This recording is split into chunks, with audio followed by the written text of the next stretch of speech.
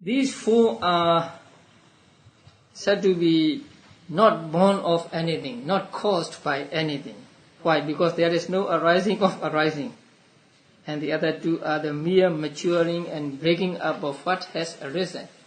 That means they are just the phases, different phases of the material properties which have arisen. They are not separate material properties. So they are not said to be caused by anything. Anything meaning any karma or consciousness or temperature or nutriment. But there is a passage which says the visible database, the sound base, odor base, the flavor base, the tangible database, the space element, the water element, lightness of matter, malleability of matter, wieldiness of matter, growth of matter, continuity of matter, these two, and physical food. These states are consciousness originated. So this is from the Abhidhamma text. So in Abhidhamma it is said that growth of matter and continuity of matter are caused by or originated by consciousness. And likewise, there are passages where they are said to be caused by the other causes like karma and so on. So how about that? And the answer is, actually they are not caused by anything, but they are evident when the functions of karma and so on are still said to be existing. Now, suppose there is a relinking or rebirth. At the first sub-moment of rebirth, so there is karma-born matter. Now, karma is always concerned about producing something. Only after it has produced something will it give up this concern. So it is still concerned about producing results. So at the very moment of arising, its concern has not yet disappeared. And birth, or these two, growth of matter and continuity of matter, are seen at that moment. So that is why they are said to be caused by karma, jeta and so on, although in fact they are not caused by anything. They are said to be caused by, say, karma because the exercising of the function is still, function of karma is still there. Karma's concern for producing material property is still exercising at the moment of genesis or at the moment of arising. So that is why they are said to be caused by karma. And Cheta, with regard to Cheta, the same thing. Then we come to consciousness aggregate, or Vijnana Khanda. So among the remaining aggregates of whatever has the characteristic of being felt, no, it is not correct. Whatever has the characteristic of feeling should be understood, all taken together as the feeling aggregate. Not being felt, but feeling. He misunderstood the word. The Pali word is Vedayita, and it looks like a passive past participle, the word. But it is not passive past participle here. It is something like a verbal noun. So not which is that which is felt, but that which feels, or just feeling. So here the word Vedita means feeling, not being felt. If you know a little Pali, you will understand that the suffix ta, ta, the suffix ta is added to roots to mean passive. So here Vedayita, So it could mean which is felt, but here it is used in the sense of just feeling, not being felt. So the characteristic of feeling should be understood, all taken together as the feeling aggregate. Because feeling aggregate is that which has a feeling as characteristic, and that which is not felt. If it is felt, then there must be another feeling. So, and feeling here is explained in the sub-commentary as experiencing the taste of object. So that is what we call feeling. We can even say enjoying the taste of object. And now the aggregate of consciousness. So aggregate of consciousness is described in this book following the order given in the original Abhidhamma text. And this order is different from the order we are familiar with, because we are familiar with the order given in the manual of Abhidhamma. And the order given in manual of Abhidhamma is different from order given in the original Abhidhamma text. And the Visuddhimagga follows the order given in the original Abhidhamma text. That is why I've made these notes. So this chart is the same as the dots, but just the numbers are given here, so that you know when I say number 31, you can just pinpoint it. Oh, thank you. And then, yeah. Now, the other two sheets.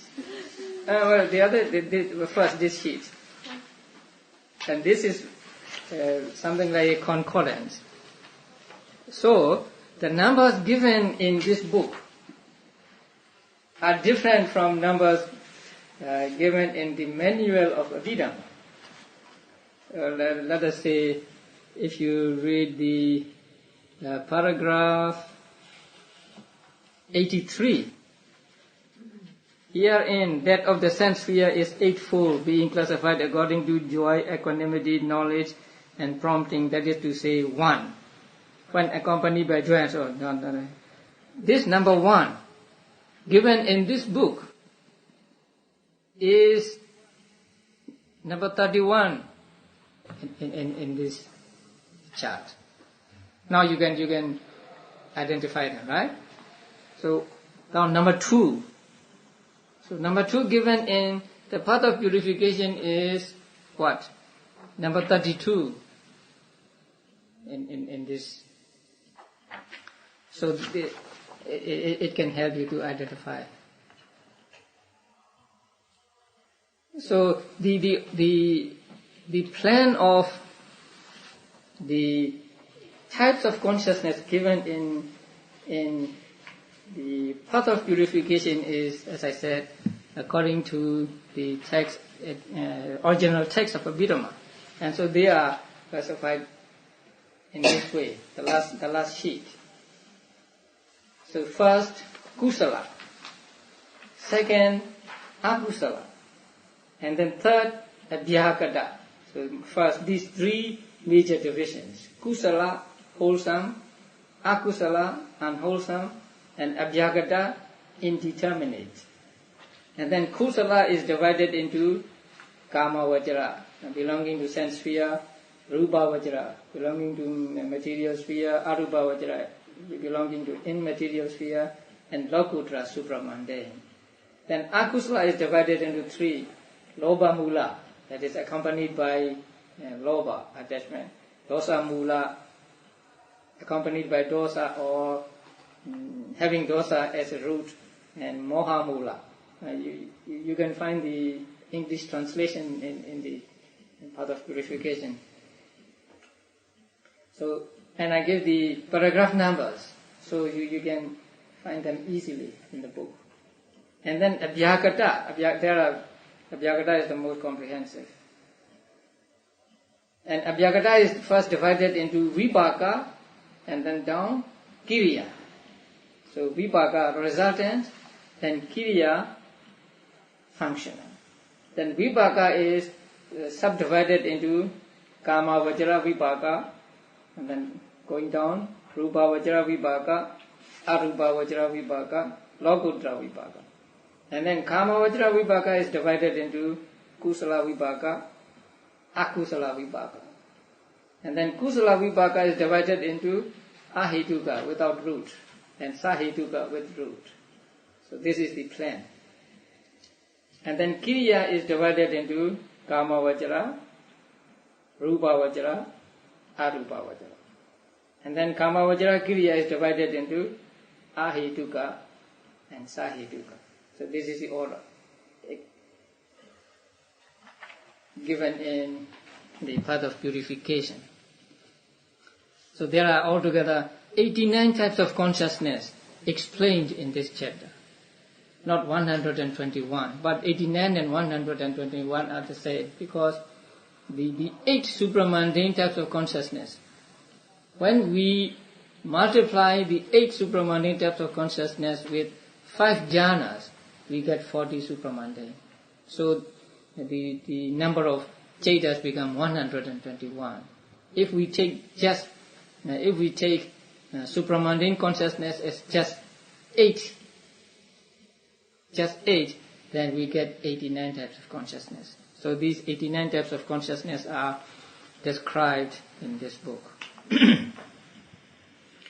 Now, in the footnote on page 507, there's a discussion about the words Nama, Vijnana, Mano, Citta and Ceto. These are synonyms. Nama, Vijnana, Mano, Citta and Ceto. But, while their etymology can be looked up in the dictionary, 1 or 2 points need noting here. Nama, rendered by mentality when not used to refer to a name, is almost confined in the sense considered to the expression Nama Rupa, mentality, materiality, as a fourth member of the dependent origination, where it comprises the 3 mental aggregates of feeling, perceptions and formations, but not that of consciousness. I cannot agree with the word almost here.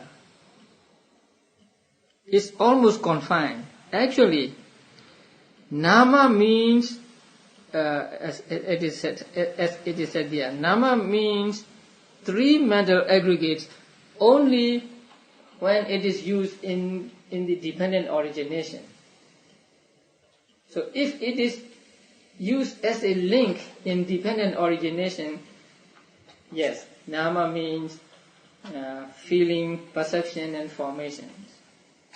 But in other places, Nama means Citta and Cetasikas, both, not Cetasikas only. So I do not like the word almost here. Maybe it's sometimes confined, something like that. Not almost, but sometimes. Only when given as a link in the dependent origination. If you go to chapter 18 and paragraph 8, chapter 18, paragraph 8. Now, the immaterial states. Immaterial states just mean Nama. And there it is described as, that is to say, the 81 kinds of mundane consciousness consisting of the 2 sets of 5 consciousness and so on. So, Nama means both consciousness and mental factors. But in another Abhidhamma text, Nama also includes Nibbana. So Nibbana is also called Nama. Although it is not mental, Nibbana is something different from mentality and materiality. But In Pali, it is called nama.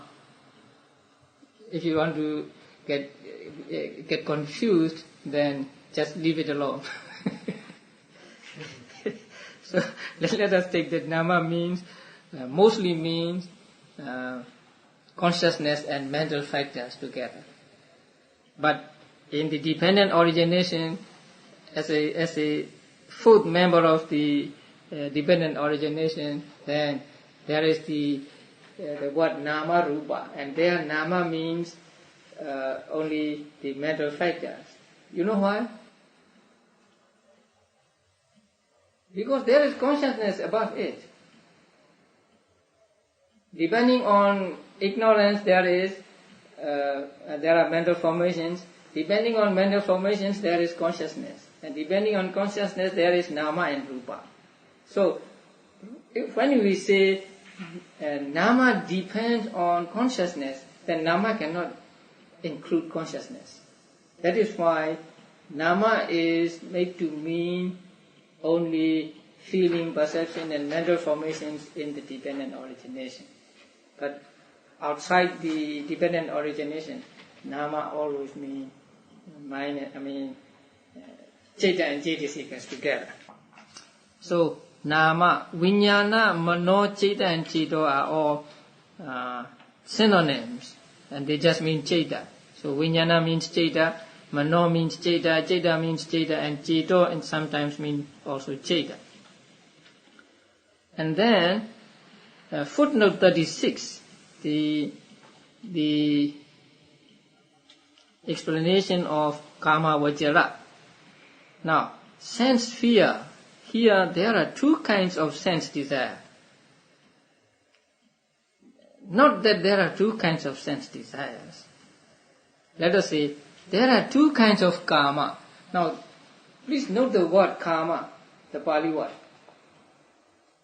There are two kinds of karma.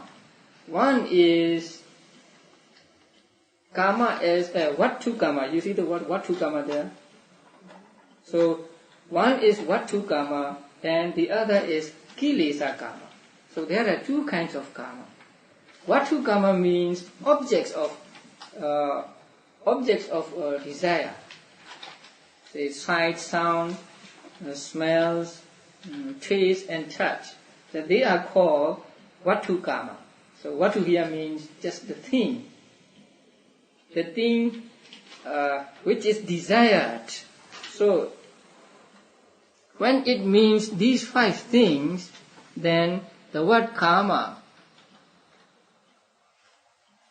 is to be known in a passive sense.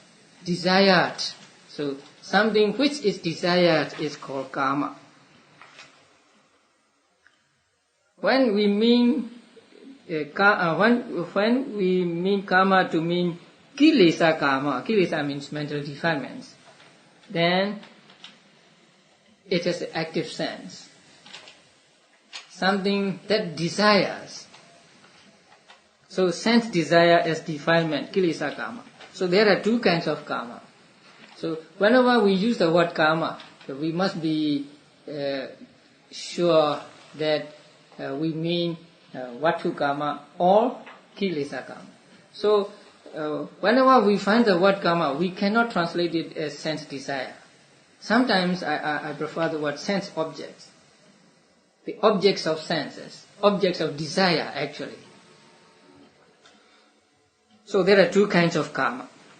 Vattu karma and kilesa karma. Of these, sense desire is objective basis, and that means just the objects, particularized as the five chords of sense desire. They are called five chords of sense objects, and they are simply sight, sound, smell, taste, and touch. And sense desire as defilement, which is craving, desires. So here it has the active meaning. The sense sphere is where these two operate together. Sense sphere means the world of human beings, the world of the full woeful states, and the world of lower celestial beings. So that sphere is called sense sphere, because both Vattu Kama and Kilesa Kama operate here. But what is that? It is the 11-fold sense desire becoming. Hell, asura, demons, ghosts, animals, human beings, and 6 sensual sphere, heaven. So too with the fine material sphere and the immaterial sphere. Taking fine material as craving for the fine material too, and so on. So these are the explanation of the words Rupa Vajra and Arupa Vajra. And Lokuttara is explained as something which crosses over from the world. So it is called Lokuttara, supramundane. So whenever we find the word karma, we must be careful not to translate it as sense desire everywhere. Sometimes it means sense desire, sometimes it means sense objects or objects of desire. And on page 508, paragraph 80, before the paragraph 85. No, it's not a paragraph, but the number is given there as 85. There's an explanation of the word sankhara. For in this sense, prompting is a term for the prior effort exerted by himself or others. Now, when we describe consciousness, we use the word sankhara. See, it is with sankhara or without sankhara. And the word sankhara here means effort.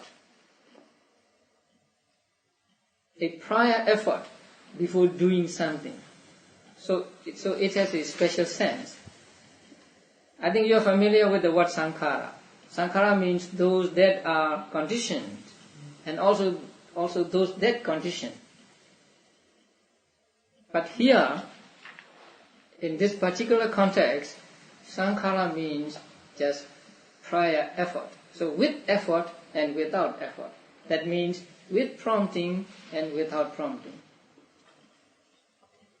So this is the definition of the word sankhara. And we should note this for explanation when you teach Abhidhamma. In this sense, prompting is a term for a prior effort exerted by himself or others.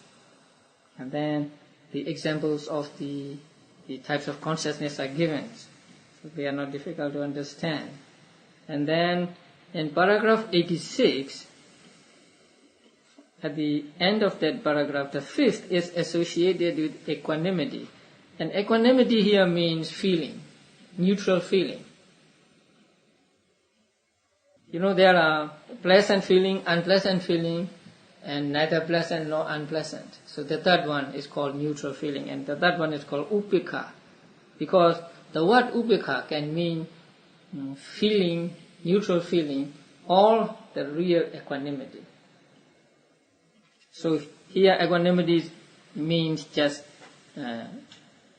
neutral feeling, not somanasa, not domanasa. And then the numbers are given here, and so when you see the numbers, you can check with the notes given today, this sheet, and then go to that sheet if you are already familiar with these, familiar with the dots. So on page 509, paragraph 91, when a man is happy and content in placing wrong view foremost of the sort beginning, there is no danger in sense desire and so on. I want to strike out the word in. He is not happy in placing wrong view foremost. He is happy and he is content, and he places wrong view foremost in his mind. That means with wrong view, he does something. So when a man is happy and content, placing wrong view foremost of the sort beginning, there is no danger in sense desire and either enjoys and so on. So the word in is not needed here. And then down the paragraph about the bottom of the paragraph. But when the consciousnesses are devoid of joy in these four instances, through encountering no excellence in the sense desires, here sense objects, not sense desires, sense objects which are desired, or which are objects of desire. And then page 510, paragraph 96, eye consciousness. Eye consciousness means seeing consciousness. Has the characteristic of being supported by the eye and cognizing visible data. Its function is to have only visible data as its object. That means the eye consciousness sees just the visible object. And when it sees, it just sees it, and it does not see that it is blue or that it is red or whatever. Just the eye consciousness sees the object just as a visible object. And then we know that it is blue, it is green by manodvara, by mind door thought process, not by the eye door thought process. So that is why it is an only visible data and not color, shape and so on. And it is manifested as occupation with visible data. I think it is not let me see. Let us go to paragraph 107. About 4 lines. It is manifested as confrontation of visible data. The same words. So here also not occupation. It is being faced with visible data. Or confrontation. Confrontation means being faced with visible data. Not occupation with visible data. And its proximate cause is departure of, that means disappearance of, the functional mind element that has visible data as its object. Now, in order to understand these passages, you have to understand at least the thought process. During the Abhidhamma classes, I talk about thought processes. So if you have notes, please take those notes and look at the first thought process and then read these passages. Because here the eye consciousness, its proximate cause is the departure of the functional mind element that has visible data as its object. That means immediately before eye consciousness, what is there? Panchadvara Vajana. So disappearance of that functional mind element or disappearance of 5-door adverting is proximate cause for eye consciousness. That is, if the functional mind element does not disappear, then eye consciousness cannot arise. So functional mind element disappears so that eye consciousness can arise. Therefore, disappearance of functional consciousness is a proximate cause for eye consciousness. Something like when you are in a line, the disappearance of the man before is the proximate cause for you are being there.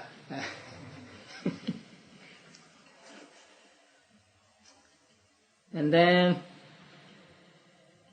the mind element as receiving or accepting and so on.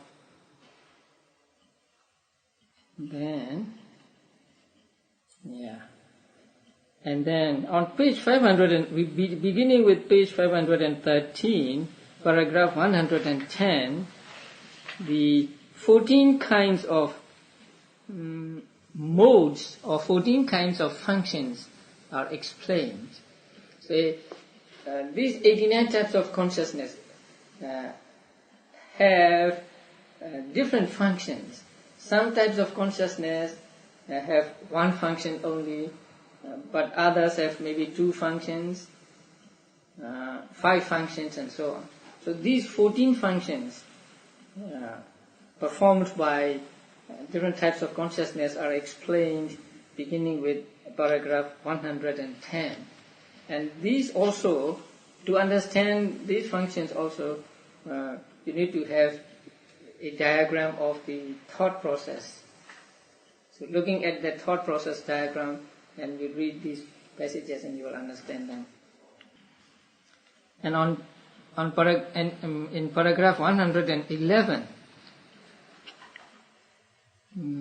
about 7 lines or 8 lines down, entering upon the state of units. That means being reborn as units. So entering upon the state of simply means being reborn as. And then in the footnote 42, third line, sign of karma is the gift to be given that was a condition for the volition and so on. So after to be given, please add etc. The gift to be given etc. That was a condition for the volition. And footnote 44, with that same object, if karma is the life continuums, it's a mistake. Relinkings object, not life continuums. Relinking or rebirth. So if karma is the relinkings object, then it is that karma and so on. So these 14 modes or 14 functions are explained one by one. And at the end, where do we end here?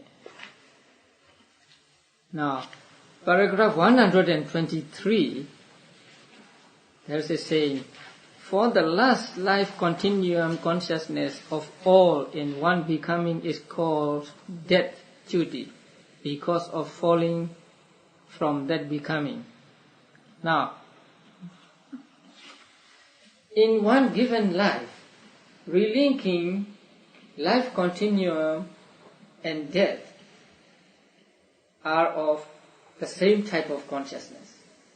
Actually, relinking consciousness is a resultant consciousness. And this consciousness repeats itself all through the life. But when, after the first moment of relinking, it arises, it is called life continuum. And at the end of life also, that type of consciousness arises. And that we call death consciousness or chuti. So in one given life, the relinking life continuum and death consciousness are of the same type of consciousness. So that is why it is said here, for the last life continuum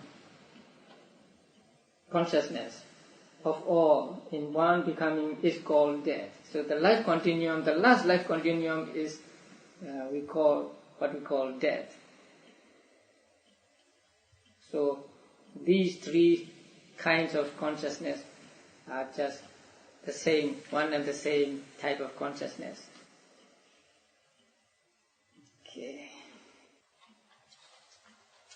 When I taught Abhidhamma, the chapter on Theta takes me about how many talks? 6 or 7 talks.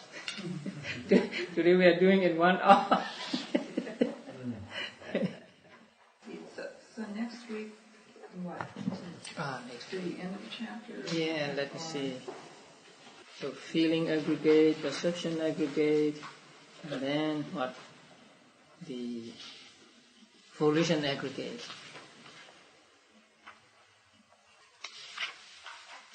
Oh, not yet to the end. According to period. Maybe about page 535. Classification of the 5 aggregates under 11 heads. Up to that.